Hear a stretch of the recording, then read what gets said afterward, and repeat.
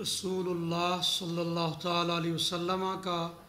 فرمان ہے کہ ہر مسلمان پر دوسرے مسلمان کا خون، مال اور عزت حرام ہے، اور حضور نے ارشاد فرمایا کہ غیبت جیسے گناہ سے اپنے آپ کو بچاؤ،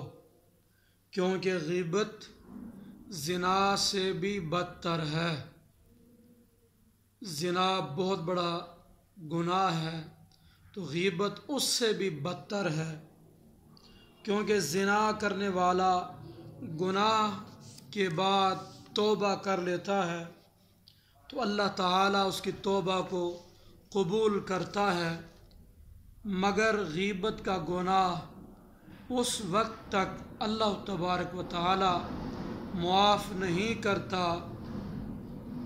کہ جب تک جس کی غیبت کی تھی اس سے معافی نہ مانگے اور وہ معاف نہ کرے۔ تو اس واسطے غیبت زنا سے بدتر جرم ہے۔